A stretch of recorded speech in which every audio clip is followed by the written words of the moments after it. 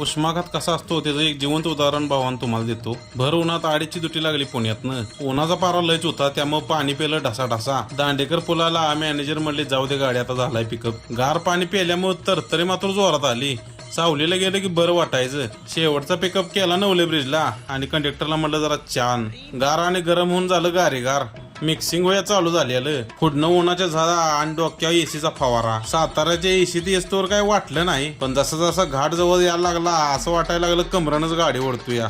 सगळ्या घाटात ढेपाळूच. या ट्रॅव्हल स्टारची शिकार एका बिस्लेरी बाटलीने केली. कसं तरी वलांडला खांबाट की हॉटेलवर आल्यावर काय अवसानं सपल्याला पाक. आण सुद्धा सहज गेलं नाही. पर्याय उडकस्तवर वाडफाटा कधी आला कळालंच नाही. सूर्याबाई कुणा जरा कुठं काढल काय सांगता येत नाही. आणि किती जरी काय झालं तर गाव नसलं तरी घरची आहे तितकी.